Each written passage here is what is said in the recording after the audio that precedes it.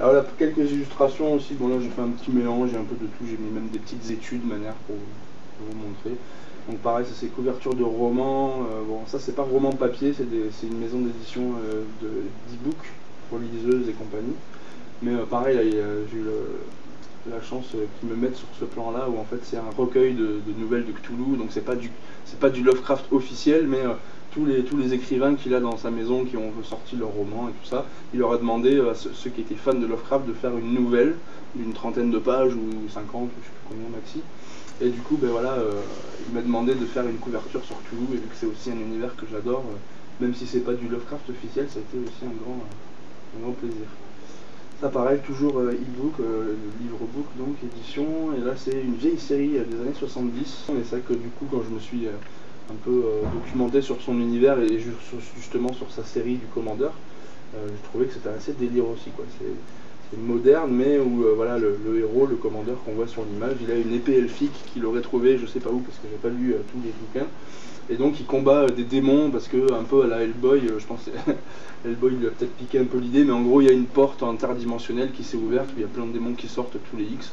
Donc le Commandeur c'est un peu le super-héros des années 70 qui combat les démons, c'était aussi sympa, quoi. Tu lis les livres avant de faire la couverture? C'est plutôt un résumé, ouais. Ça peut aller du synopsis à un résumé de 2-3 pages, histoire de quand il faut vraiment approfondir. Mais c'est vrai que j'ai malheureusement pas trop le temps avec mon activité de lire un livre entier. T'as une interaction avec les auteurs ou avec l'éditeur? Là c'est surtout l'éditeur qui me fait ses commandes pour ces trucs là. Là par contre c'était l'auteur. Mais bon, ça m'a fait ma première expérience de couverture de roman, c'était cool. Là on est plus sur les commissions pour particuliers, pareil je refuse pas. Grosse bonasse asiatique. C'est ça. C'est parce que voilà, du coup pareil ça me pousse un peu dans des choses que j'adore, l'Asie, j'adore les mangas aussi comme tout le monde, mais jamais j'avais pensé à faire une image un peu japonisante. C'est celle qui organise Animasia, le festival à Bordeaux, là, genre TGS mais à Bordeaux. Et donc voilà, c'est une grosse fan du Japon et tout, donc du coup pareil j'ai dû me documenter un peu sur les temples japonais, c'était super sympa d'essayer de comprendre un peu l'architecture et de faire ça. Là pareil, voilà, un autre truc qui n'a rien à voir, le côté plus c'est les Philippines, donc pareil je me suis documenté sur les Philippines et tout.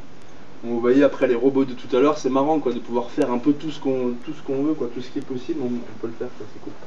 Là, pareil, un petit fan art, c'était une commande aussi, hein, c'était donc le frère de la cliente qui était un fan très geek, donc voilà, on tapait un délire sur Game of Thrones, c'était pareil, voilà, c'est des commandes qui me prennent 6 ou 7 heures, mais à chaque fois qui m'enrichissent énormément sur...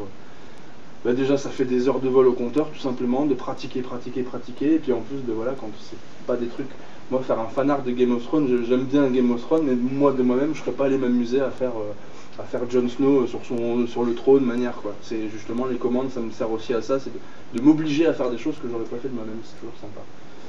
Ça c'était pour le festival Coalition, là, un gros festival de DJ, une illustration commandée pour le label Carnage Records, tout c'était sympa. Pareil, une petite commande rigolote. Toujours marrant de pouvoir casser les barrières, faire tout ce que le client veut, quoi. Tout ce que vous imaginez de fou, ben, c'est avoir le défi de le faire, quoi. Alors je sais pas si vous avez reconnu, mais donc ça c'est ma conjointe, Maëlys, pareil, c'était un petit cadeau d'anniversaire. Je me suis bien régalé à faire cette image aussi. Voilà, c'est des études aussi, Titia Casta, rien de mieux pour faire des études de corps. Hein.